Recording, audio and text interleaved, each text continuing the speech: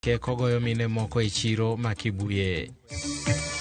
But immediately after this training, we are making arrangement for the disbursement where they receive 50%, so then they can get to launch their business ideas. Sirikal opoyo chenro mag Nyota manoyudo kwan mamalo makwayo e sama tiegruok mar rowere dhi mbele.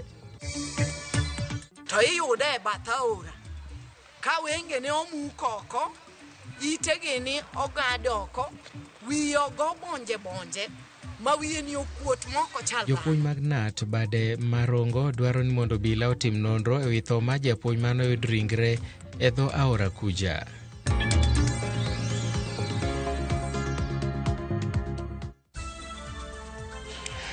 Erokamano nyakwara Mogi kuom miwa thuolo mari. Arwakini machiegni, nyinga Milton Ocheng.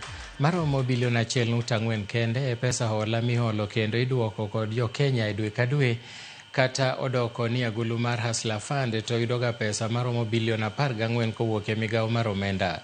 Magi oyangi kod jata tije maduong' ka Hustler Henry Tonui moko ni sirikal sani keto okenge mag neno ni jomo yudo holano ochudo maonge mbalore. Kata kamano, jod bura moko e komiti e od bura yande nomuocho mbakani maromo siling bilion 12 olal godo e mibadhi mokwako Hustler Fund. Jod bura go e lipodgi ochiko mondo mi ochwal obok mabiro chiwo ler kopo ni mibadhi opote Hustler Fund. Yes, I think, and even the press reports say 6 billion shillings has not been repaid. And many of the people who took the loans of Hustler Fund, of those 6 billion, are not known, cannot be followed up. So when you say no money is lost, are you categorical that there is no money lost? Do you have that 6 billion in the account? So up to now, we don't know whether money is lost, we don't know whether money has been stolen, but we just know we need to audit to know, is the money there, is it safe? So these documents will help us make a ruling whether Hustler Fund is competent or incompetent in its functions. So we rule as a committee that answer all the queries that are questioned here, provide the documents, and in case the person who was there did not leave and not to show what we requested for, we are requested for the first borrowers that have not paid back the money. We want the list of the borrowers with their contacts and identification. Fatuma Mohammed, ID number blah, telephone number blah, all the documents that show that that person has borrowed and the amount borrowed. Whether it's 10 lorries, we want it. Jotelo mopogore opogore notimo limbe e gwenge ma Tarbo kod Soi mayudore e kaunti ma Uasin Gishu kotelnegi kod jatend migawo mar Saga kod ohelni matindo e pacho ka Dr. Wycliffe Oparanya maneno no chenro kod puonjo wi chenro ma chiwo omenda mag ohala kata Nyota ne rowere madhi nyime e pacho ka. Oparanya nojiwo rowere mondo oti maber kod thuolo mag puonj e yiero ohelni ma gidwa tayo kendo ma ginyalo timo maber e loso thuolo mag tije ne ndalo mabiro. Nojiwo rowere mondo mi odonji e riwruoge kaka mago mag EAC e neno ni gidongore. Mheshimiwa wenu hangeweza kuja. Hakuna mtoto analia? Basi sawa, kama ni hivyo. Okay, so we have the first item. Kwa na karibu vijana 1.8 million ambayo wali-apply ile kuingia kwa mtandao. Wengine wakaanguka ile mtihani wa entrepreneurship wakakwamia hapa. Na wale ambao wamefika level yenu ni karibu 1,600. Kwa hiyo 1,600 tumechukua vijana 1,100 Kenya mzima. Na wao 1,100 nyinyi mko hapo ndani. Na vile tuko hapa mtapata mafunzo ile mnaendelea kupata mafunzo mpaka kesho. Kutoka hapo mtaenda kuanza biashara. Na mkianza biashara mtakuwa na wale wanaitwa mentors, wale wafanya biashara mashuhuri ambao wanajulikana katika area hii. Serikal ma pacho ka onyiso mor margi kaluwore gi kaka jopiny orwako chenro mar piny owacho masiro an rowere e bwo chenro ma Nyota maerien bang' yudo kwayo mar rowere malo tara ariyo e pacho ka. Jagoro mongirore migawo masaga kod ohala matindo Susan Mang'eni owacho ni kata obedo ni sirikal ne geto mana siro rowere malo 100,000 yudo omenda maromo 50,000 moro ka moro mar ohala, rowere ma pacho ka osenyiso dwaro mar donjo matut e weche mag ohala. Kanoloso gi rowere mosepuodhi yudo omendago, Mang'eni nowacho ni en dwaro mar sirikal mar chuogo thuolo mag tije ne rowere kokalo kuom ohala. Of this exercise, we can say that it has ensuring that the trainees here are able to get over 2 million young people, young Kenyans within that age bracket applied for this project. And we're only looking for about 100,000 because of the resources limitation. But this, in a way, it has really shown us that we now having a growing, a young population that now has demonstrated a growing interest in doing business. So we'll be remaining with about 18 counties after now this cycle, which we hope to also begin training before the end of this week. Most probably around Friday, there will be rolling out to the last batch of the 18 counties which are remaining. But immediately after this training, we are making arrangement for the disbursement where they receive 50%, so then they can get to launch their business idea. Riwruok mar jopuonj NAT bade Marongo dwaro mondo tim nonro mapiyo kotenore gi tho ma japuonj mar sikund primar ma Chief Kawisa e sub-county ma Uriri. Ringre japuonjno ne oyudi e ginga hora mar Kuja chieng' tich abich ma juma mokalo. Kata obedo n'obila to nowacho ni japuonjno noyangi kaka Douglas Okita notho e pi. Riwruok mar NAT bade Marongo to ramo ni japuonjno nonegi kendo gidwaro mondo tim nonro mapiyo piyo. Jopuonjgo omiyo tend arita kwe kinde mar ndalo 14 mondo mak jok mitudo gi nek makamano, makawo kamano to gibiro bago ng'anyo. Japuonj Douglas Okinyi Otiku opuonjo Chief Kawisa Comprehensive School. Norito penj e achiel kuom secondary schools magwa. To nowuok tok penj kendo nodhi e center miluongo ni Kambogo. Hawi maber kata marach kanye monene mogik. Kinyne godhiambo ma en nyocha to iyude e bath aora ka wenge ne omuko oko, itegi ni ogad oko, wiye ogo bonje ma wiye ni okuot moko chal dhano. Gimoro amora ma hulo ni otho e pi bende onge kata achiel. Piene ngima kaka en, iye mokuot onge, wawacho ni ok wabiyie. Kochakore gi Uriri asa sub county nyaka Migori mangima. Wadwa no pimno maler e ndalo 14 gimonego japuonj to gi gima gisetimo kata ka pod warito postmortem. Ma en gima miyo waluoro gi kuyo nikech sani en saa penj. Wamonde gimiluongo ni container ka jopuonj dhi to kaw penj kogwen saa 11. Kendo penj ni korumo japuonj chako wuok duogo ode. E weche mamoko en ni riwruok mar jopuonj KUPPET koro dwaro ni duol mandiko jopuonj e tich TSC mondo ondik jopuonj mamoko ma kwan gi oingo 20,000 ne skunde mag senior secondary. Ka gilose e boma ma Mombasa, jopuonj go wacho ni gibiro ng'anyo ne tich poni ok bi winj ywak margi. Giwacho ni TSC yware wach ndiko jopuonj kata kobedo ni siling bilion 5 noseket thenge ne chenro ma kamano. Jopuonj go eko bende oramo ni onego ndikgi e yo mongirore kaka winjruok nobedo e kinde mokalo kar miyo gi orak ni nyaka giti kuom higni 2 e kindikogi e yo mongirore.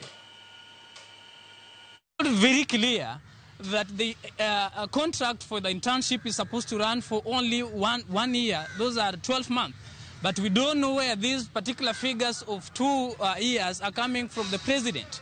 We want to ask the president that these JSS teachers who are seeing here, they are the backbones. They are the one doing a lot of work in those particular classrooms you are seeing. Power. They are the one which are initiating and which are carrying out the CBC programs. Yeah. There is money for empowerment program. There is money for Nyota. There is money for political parties to flaunt money here and there. There is money for choppers to fly, but there is no money for the teacher who is teaching the learner to the Kenyan citizen. These people here are very energetic. If you don't honor what you are saying today, come January, we will be very busy on these roads dancing and dancing from morning to evening, from Monday to Friday. So the time frame we are giving the president is If by January they are not confirmed, the Kuppet Teachers Fraternity, who are the ones in charge of running junior schools, we will down our tools and we will be joined by all junior schools and senior schools, teachers in the entire nation. There shall be no learning. Jopuonj mag junior school e kaunti ma Laikipia okwedo wach ma jatend piny William Ruto madwaro mondo mi jopuonjre otiegre kuom higni 2 kapok ondikgi e yo mongirore. Jopuonj gi ywak ni jatend piny siayo duol mandiko jopuonje TSC mondo dhi ataro mar riwruok margi. Ka gilose boma ma Nyahururu, jopuonj gi owacho ni tiegruok kuom higni 2 dhi ataro mar winjruok mane gigoyo e kogno, ka giwacho ni tiegruok margi onego bed mana dweche 12 kende. Juma mokalo, Ruto nolando ni jopuonj mag JSS ibiro ndiki e yo mongirore tok tiegruok kata bedo internship.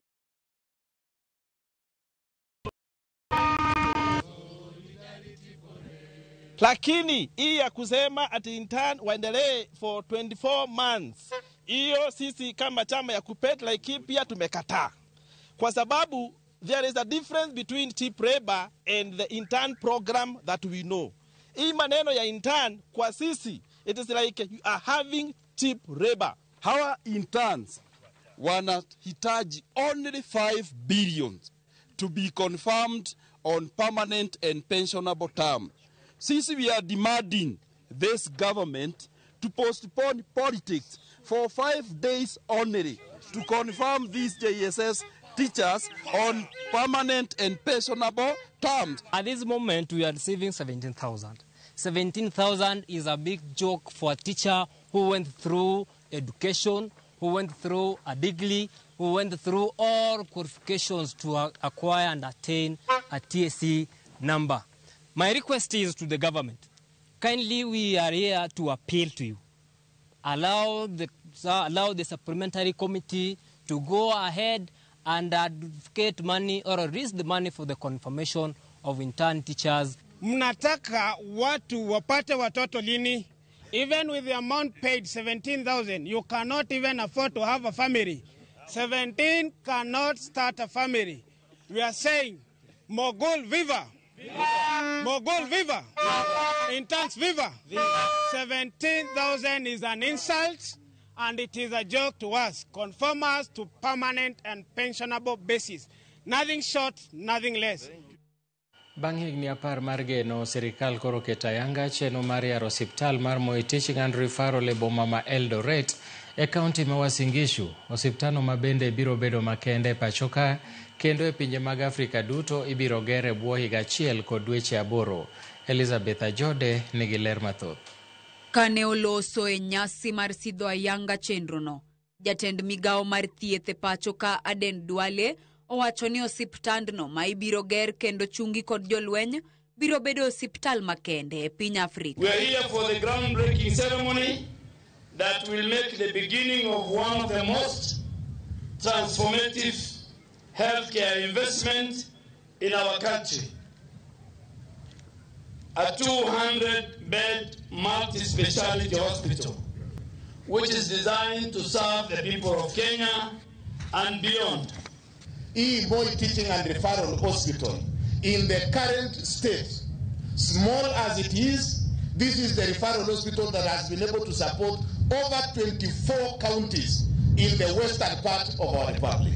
Mimi najua hii hospitali inajengwa siku ya leo itaenda kupanua na itakuwa rahisi sana sisi kama counties 47 and not just 47 counties, since this is going to be the biggest facility within the region and possibly in Africa. Inamaanisha ya kwamba itasaidia Kenya nzima, itasaidia majirani wetu. So hii hospitali, as you have heard ikiisha, it will be the biggest in Africa.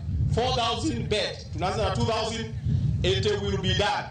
Those who think work is not happening, just watch the space. You will see, and we are seeing what is happening. Duale owacho ni osiptalno mabende chenro mar gedo mare ne ochakore higni 10 mokalo poko chopo kare ni mar jatend piny makindeno ne oketo siasa mane goyo gedo mar osiptalno.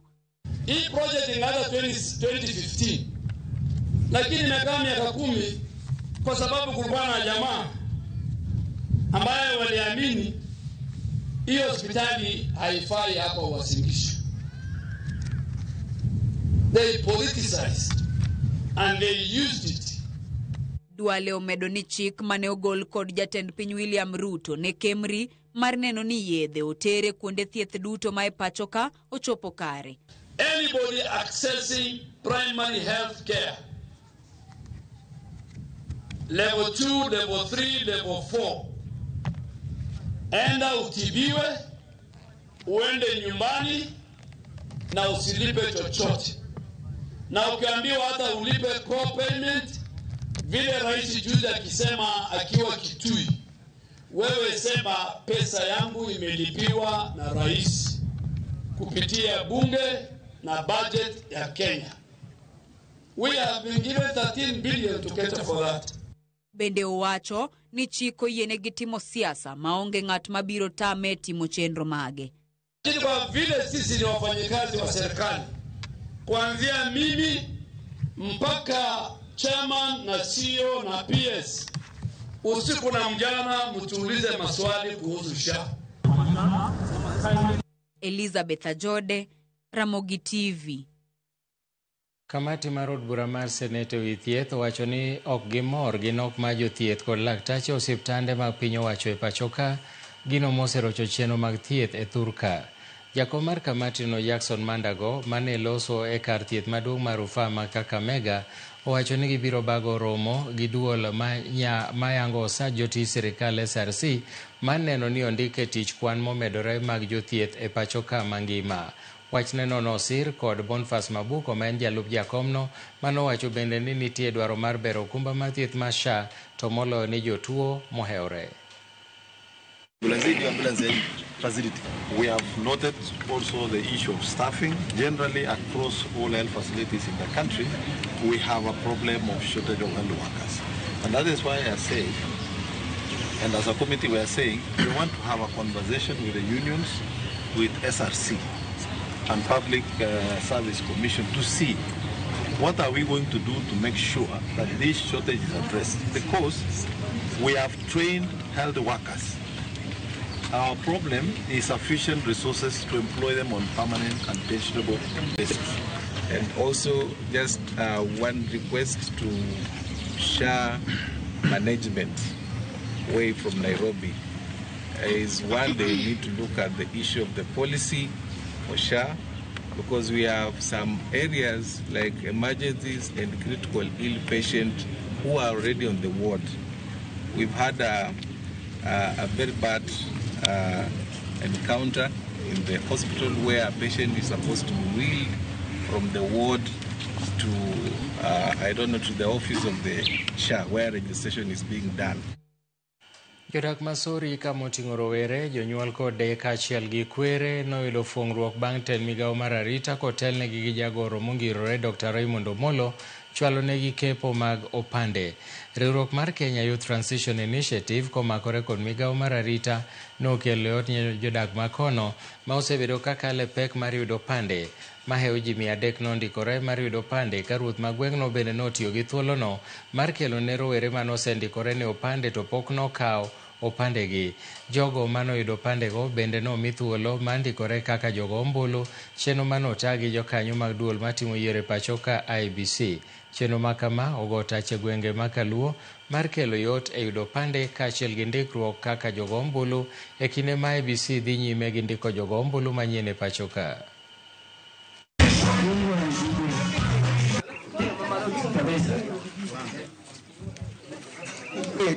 Achieng Judith bende yasori. Achieng Judith mebano wasorika. Eno ka chief osedonjo koro joma Central Karungu. An kaka ja youth amor nikech nyaka na tiek penj pok na ayudo thuolo mar kawo ID kaluwore gi pesa mani kawo to kawuono dichieng' ma kawuono ni Dr. Raymond Omolo kele sori kendo an achiel kuom jogo makawe nono. Amor gi Dr. Raymond Omolo kuom konyo yudhe ni mar ni onge kipande to mano winjo matek. Samora nyago mbo tich ta onge tich because of kipande. Kora gombo kwayo yudhe tete mae Migori County kata ma Nyatike sub county owuok oko mondo okaw kipande. Kionge kipande to nitie services mag sirikal mok inyal yudo. Kendo kaka project manyota mane youth register. Kionge kipande ok inyal register. So jok manie along the elections, the opportunities mang'eny mabayo gi nikech koso kipande. Akwayo gi mondo giwuok oko gikaw kipande, kaso bang' kipande giregister kaka jogo ombulu. Mano ema dhi miyo gibedo gi teko mar yiero jatelo ma gidwaro e ndalo mabiro mbele. Ma en Ramogi TV, to magi gin weche manyien mag Migago. Wadhi e yweyo mokwongo. Kapok adhi e yweyo, an gi ote ka modonjona ka Margaret Achieng' Auma, japuonj kanisa ACK St. Paul's Lela Parish Asembo Kanyigoro, kod jaduong' Jason Ouma wacho ni habari ler mokalo, kendo Asembo kaka wamoso jo Kristo duto te kod in be jaka Black, erokamana ka mos. Ote machielo bende en mar jo Dundo Mtukubwa size ndogo, owacho ni it's so entertaining, we are enjoying news from Lucky Sama. Erokamana ahinya Pascal Olajo, Pauline Pascal kod Jael Gomi kachiel kod nyithindgi duto te ka gina Nyasore School, giwacho ni weche manyien biro e yo makare. Nyakora Mogi wadhi e yweyo kik dhi mabor, pod wan gi mathoth.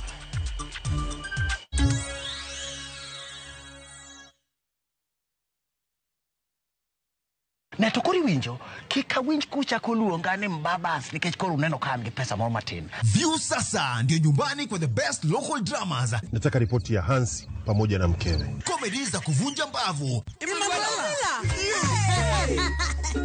Telenovela bora zaidi kwa lugha yako. Anaere ainya Prita. Tokendo gimora mare wi mora. Na sasa una nafasi ya kushinda zawadi nono ndani ya promotion kubwa ya Jipange na View sasa. Shinda 50,000 kila siku, $500,000 kila wiki na grand prize ya 2 million shillings. Wow. Ingia kwa View sasa hivi kwa kupitia paybill 724177 au tembelea viewsasa.com. Weka nambari yako ya simu kama akaunti yako, kisha weka 50 bob tu na upate content na point na uende kama mshindi. Ingia mara nyingi uwezavyo. Kila ukiingia kwa View sasa unaongeza nafasi yako ya kushinda. Imeidhinishwa na BCLB number.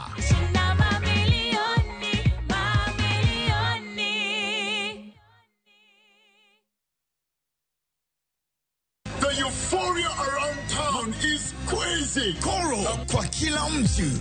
Guys, Koro wanna sort all types of people. Mama mboga, Koro. Nduzi guy, Koro. Office lady, Koro. I just received my cash from Koro. Just quick and easy. Umetanuka. Download Koro and say hello to Easy Lending. Watu wangu, sasa sijawaambia. Si nimebeba pen kwa pen. Lakini sasa kiti inarukaruka, kiti inarukaruka. Sidema amejama kashuka. Shukisha. Sasa acha hiyo. Jana nimenyeshewa, sema kunyeshewa.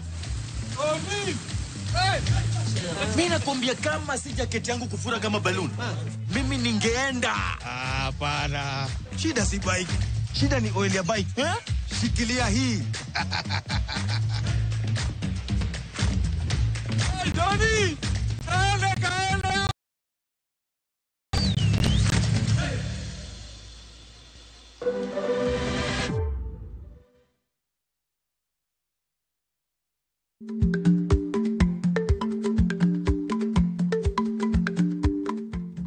Icha gweno to ichao gwang'. Matiende ni, kapok ing'ado bura ewi wach moro amora, kuong inon ng'ama rach.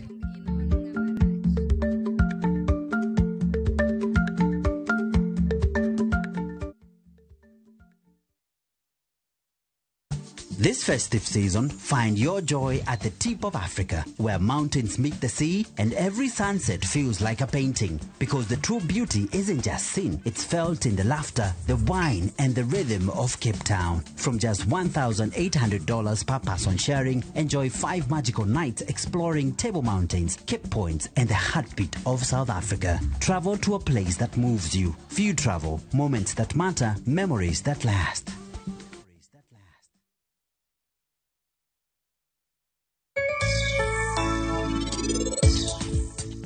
En kotemo dok Balnara sani, to bende wachne jogweng' te gimoro amora ma Rajiv otimo. An gadier, ni jogweng' te biro kwedowa.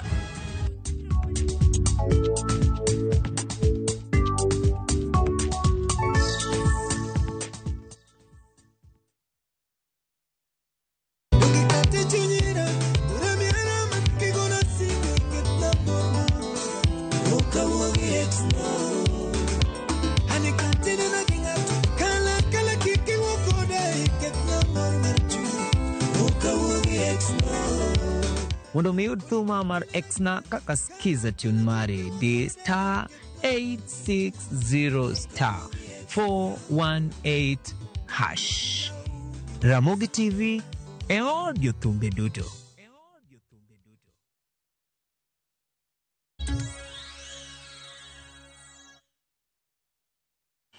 Machiegni kendo maromo jende 18 oyudo thuolo e ndiko mar obila manyo time kaunti ma Turkana e kinde ma kwan mapiny mar ji emanyo ochopo e chenrono kipimo kod tielo mokalo.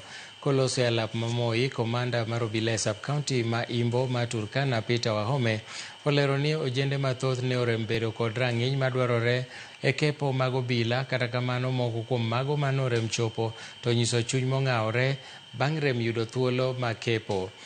Gijiwo migawo mar arita kwe kotelnegi kod Kipchumba Murkomen ma en jatend migawo mondo non malong'o kaka itayo chenro mar kepono.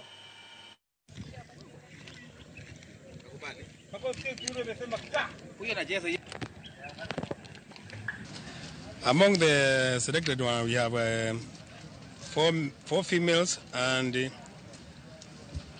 15 male who will be distributed equally. So that is it. It was a successful, and we're happy with that. Most of them were medical issues and about height and body features, but most of them are well qualified. Napenda kuambia Waziri Murkomen kwamba vitu ambavyo vimefanyika hapa leo si halali na si ya haki. Manake National Police Service itabakia kwa watu wa matajiri na mabonyenye, ndio manake mwisho ya siku they don't deliver. What they end up doing, receiving like wanachukua, they are doing corruption right, left, center.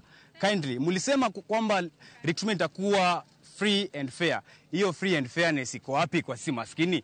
Kuna watoto yatima hapa hawana baba kabisa na mama.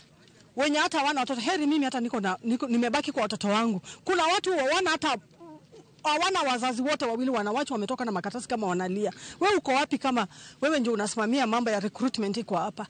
Mbio uko sawa, zoezi uko sawa, mwili uko sawa, lakini mwishowe unawachwa, wanachukua mwenye hata hakumaliza mbio, wanaokota huko nyuma, wanaleta ende anapata kazi. Wanakuja wanapata mwingine hata hakukua, wanakuja na gari yende anapata barua. So sisi tuko na machungu, tujafurahia. Jotelo mag ODM mawuok nyandwat mar piny Kenya okwayo jotelo mag duond buch ODM ma Kenya mangima mondo waywaruok e kindgi giwegi kendo ket maino e neno ni duond bura mar ODM oikore makare ne yiero mabiro. Kotelnegi kod jakom mar ODM e kaunti ma Mandera Yusuf Maalim, jotelogo dwaro ni jotelo motelo ne ODM pachoka mondo obed kod romo makende monywando jokanyo mag ODM e Kenya mangima mondo mi okonye kelo kwe e pogruok mar paro e duond burano. Bende giwacho ni bedo kod paro mopogore e kinde ma nyasi mar dhialo higni 20 mag ODM nomedo nyiso nyawo mar bedo kod winjruok e duond burano ma giwacho ni omedo pogo jokanyo mag chamano. Before you come to the podium of any political statement, please consult each other, mkae pamoja. Mkikaa pamoja ndio tunakuwa na nguvu. Tusiwachilie hata mtu mmoja. Kule nje si kuzuri. Tukikaa pamoja ndio inaonekana ya kwamba hii party imetoka mbali. Mwaka 20 si kidogo. Ule amezaliwa mwaka 20, sasa ameshamaliza shule, ameshaolewa, wengine wamefika mbali. Conflicts and disagreements should be discussed in boardrooms and come as one entity. That is, your strength is very, very important than your division. To His Excellency the President of the Republic of Kenya,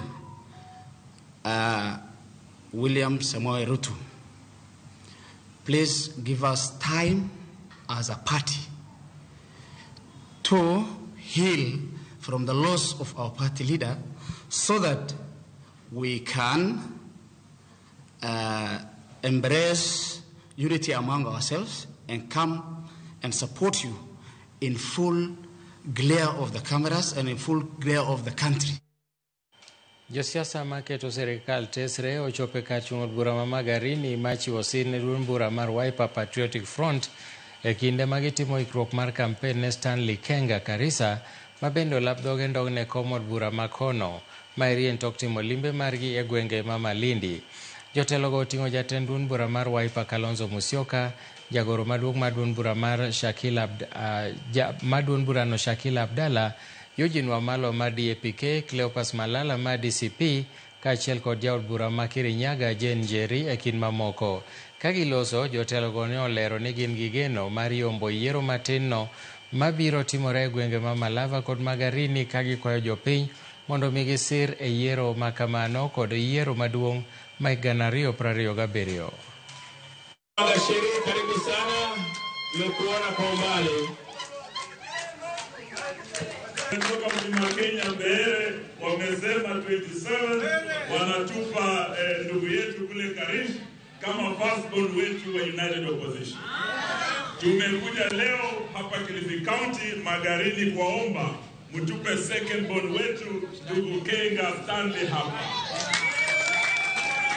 Watu wa Kilifi County mtasimama na sisi? Tuko na ofisi ya Wiper. Ukitaka kuleta mambo yoyote ya United Opposition, tuko na ofisi hapa. Nataka niwaulize kwamba tarehe 27 mwezi wa 11 tutatoka Malindi tuingie Magarini ili tuhakikishe kwamba hii kiti tumeweza kunyakua na tuweze kushirikiana kwa minajili ya maendeleo. Hapa ni kila katiba ya chama cha Wiper Patriotic Front kinasema kwamba branch ni constituency, sub branch ni ward, right? Alafu kwa county unakuwa na caucus. Tunaelekea huko juu. Kwa hivyo mashinani ni kitu ya maana zaidi. Muje mujiandikishe kama wanachama wa Wiper Patriotic Front kwa muungano wa United Opposition. Chenro mar kawo obila nyo bagi e counties mopogore opogore ma Kaluo, kama rowere nyo wuok oko matemo hapgi e chenrono manyo dhi nyime tung' Kenya mangima. Kaka lipotwa marwa e kaunti ma Homa Bay Ali Abich leronwa, rowere manyore miyudo thuolo e migawo mar obila nonyiso ich wang' margi e wi kaka nogolgi e kinde kepono. Chenro mar kawo kurutu mag obila ne odhi nyime gwenge mopogore counties ma Kaluo, chenro ma bende ne geto rowere 10,000 e piny Kenya mangima madhi donjo e bad migawo mar obila e pacho ka. E kaunti ma Homa Bay, chenro ma kamano ne obagi e log tich mag sub counties mopogore. Ka e sub county ma Homa Bay, chenro mar kawo kurutu mag obila ne obagi e tesend obila ma Homa Bay kama rowere ne wuok e oko mar temo wapgi. Apisa mane wuok e log tich mar obila Daniel Ashikobe mane otelo e chenrono okoni ne otaye kaluwore kod chike. Shughuli ya leo imekuwa nzuri. Tumepata hawa vijana wameweza cooperate. They have reported on time and we have continued to conduct our exercise without any problem. We are intending to recruit a reasonable number. According to our slot, is around 16. We have several areas that we are assessing, starting from age, and then there is academic qualifications. There is academic qualification, physical and medical assessment. Ma opogore kono notese mag rowere nitie mathoth mabende ne rangogi e kindeno kama ne ogolo oko rowere mathoth e line to neno wach mar ning'o wang' bang' ka thothgi ne orem ning'o wang'gi kaka ne idwaro. Moko kuom rowere mane ogol wacho ni ber ka sirikal golo oko wach mar ning'o wang'. Magi wacho ni tamo rowere mathoth yudo tich e bad migawo mar obila e pacho ka. Yandi gi migoli ne line bende nyalo mako dhogi nono. Koro sirikal winjo be ni ong'iyane na wachno mar kawo jino. Gola e line nikech wach mar ning'o wang'. Ka ning'o wang'a kiny sana aning'o marach. Koro ng'eni mano owinjo be ni sirikal ong'iyane na wachno jothurwa. Nikech ning'o wang' ne gibaga matin koro nochuno nyak gigola. Koro next time, God willing, abro chaka temo kendo. KDF nasetemo last benoko ingiana. Mano gole KDF tielo gimingo wang. Stamili Odhiambo, achiel kuom rowere manoremo yudo thuolo, wacho ni osetemo apio kengi adek, to pok oyudo thuolo madonjo e bad migawo mar obila e pachoka. Nwadonjo to nokwayudo chance nokokawa nikech achiel ni dwaro certificates mar good conduct. Ngi geno nikech ang'eni sa Nyasaye maber kosewacho to biro timore. Pod an gi geno makata ko biro next year pod abro temo kamano. Chenro ma kamano bende ne odhi nyime e kaunti ma Kisumu. Kaya Lap ma Jaramogi Oginga Odinga Sports Ground, apisa mar obila mane ochung'ne chenro no ne oyuago kwan mane piny mag rowere mane owuok oko matemo wapgi. We had 93 clean civilians. That means Form 4 graduates and 12 NYS. Only 46 managed to finish the rest, and the 46 are now awaiting to undergo medical examination. With respect to male candidates, the female candidates' turnout was very low, but the male candidates' turnout was very high. Kamoko kuom rowere mane osetieko tiegruok margi e National Youth Service NYS mane ok oyudo thuolo ne onyiso ich wang' margi bang' kane okirgi oko ka giywak ni rowere mathoth onge kod tije, to ka thuolo oyudore monego ndikgi tikirogi oko. Jo youth ne sama unochikwa ni wan gi higher chances mano ne ubeni kao, lakini kano chopo kachacha yudo ni koro age beto hinyowa ahinya nikech yudo jok moko gin 29, jok moko ga 30, to strictly koni mani dwaro recruitment ni dwaro jo 28 years and below. Nikech an birthday now was on 14th this month, mapa ni akalo gi week achiel. To no kaparo ni mano emne nyalo bedo reason mar disqualification mara. Alia Beach, Ramogi TV. Jakom chiro ma Kibuye kaunti ma Kisumo, Judith Matengo mong'ere kaka Nyaramba, kaachiel kod achije wetene ogegnegi od ang'ech ma Kodiaga nyaka chieng' wuok tich. Maeri en bang' chwalgi e doho ma Winamo okiny ma kawuono e chenro mar dagi kata yie keth bang' makgi nyoro godhiambo ka gigoyo ja ohala wetegi e chiro ma Kibuye.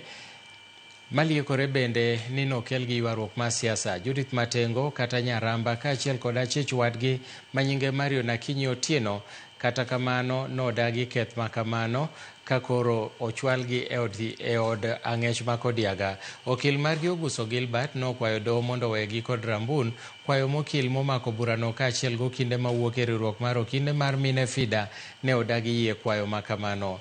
Duond bura mar ODM omako chung' motegno ni ok gibi bedo gi pogruok kata nade kendo giramo ni gichope yiero maduong' e duol achiel.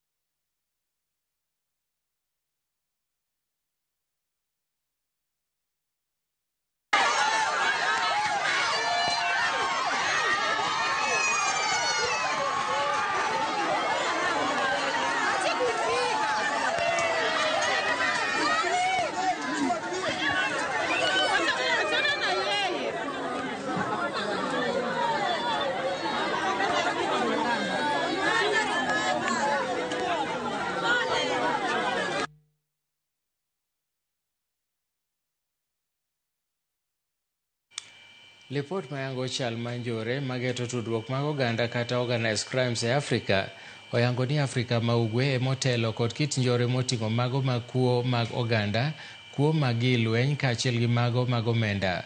Lipotno bende oyango ni uso mar gige lweny e yore ma chik ok opuodho otimonewa e Afrika ma ugwe ka nyaka sani kwan gige lweny maromo milion 40 luorore e Afrika mitiyo godo e timo njore.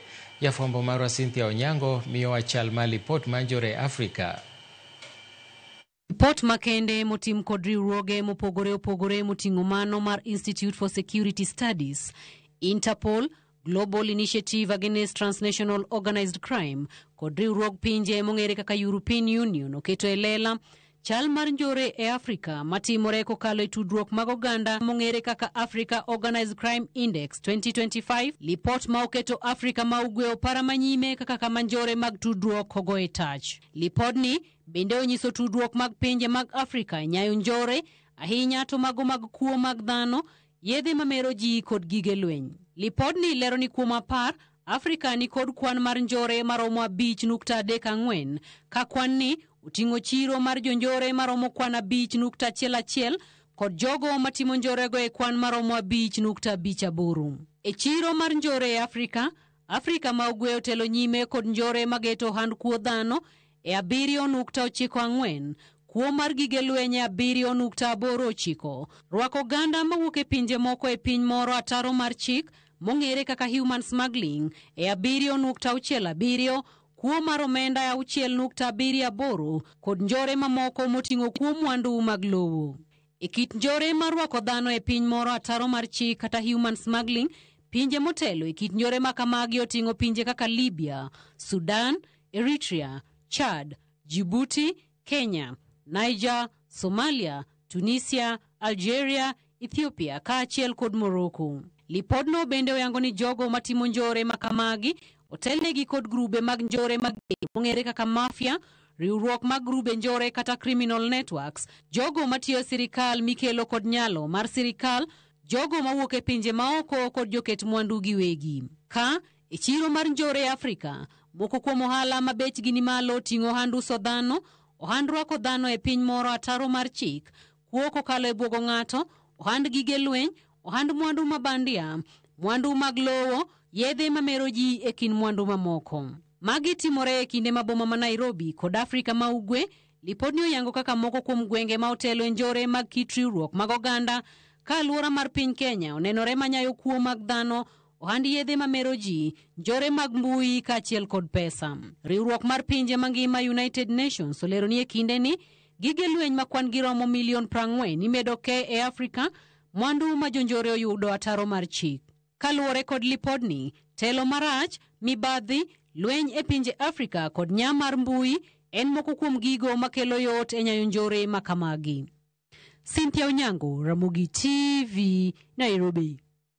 Duond bura mar ODM omako chung' motegno ni ok gibi bedo gi pogruok kata nade kendo giramo ni gichopo e yiero maduong' gi duol achiel mana kaka ogai machon mar Raila Odinga noweyogi.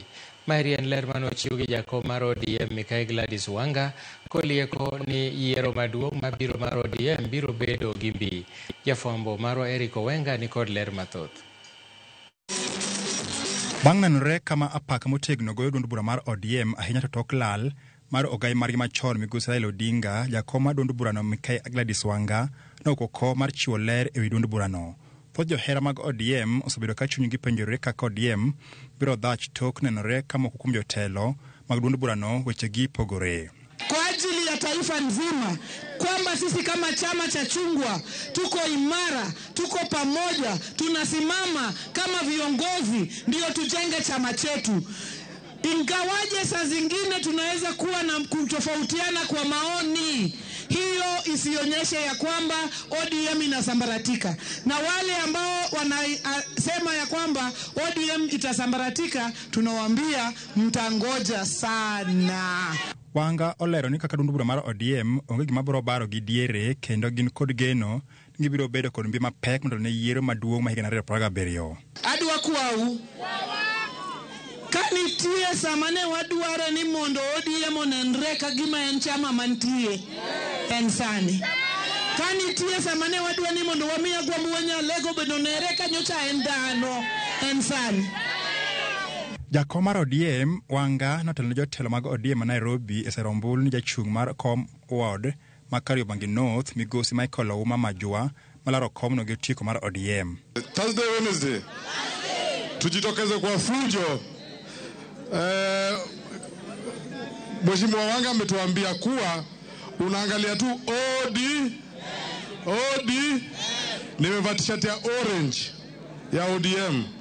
Jina ni Michael Ouma. Tanadwa kwa ukaka nyawangaya masani ile njatelo mar chama kaka jakom.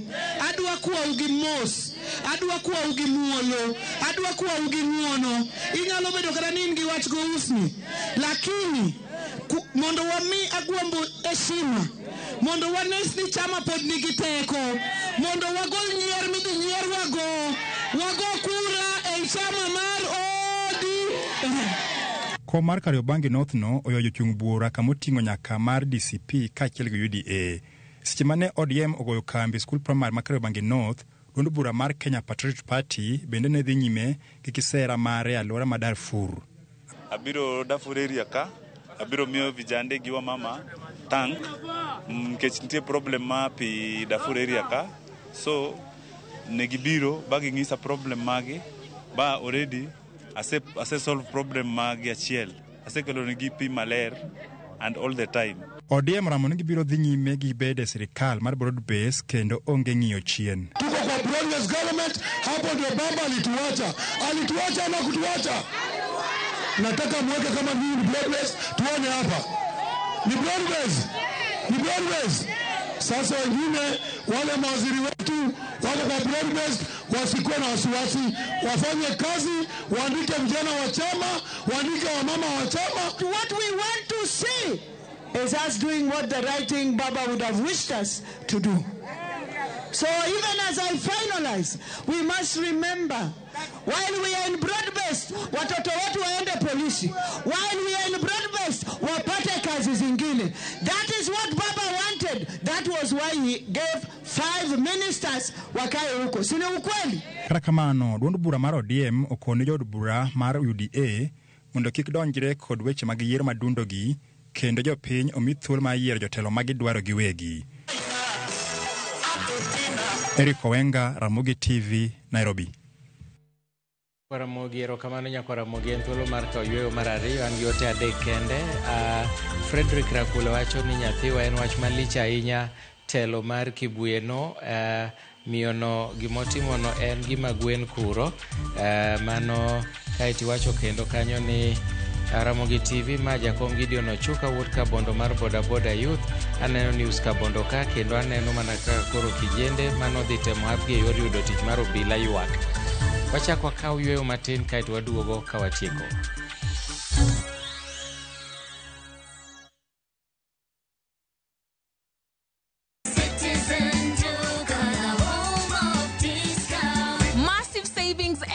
With Citizen Duca and QuickMart. Simply dial *487*5#. Shop, pay, and pick up your products at any QuickMart supermarket near you. Citizen Duca, the home of discounts. Citizen Duca, the home of discounts.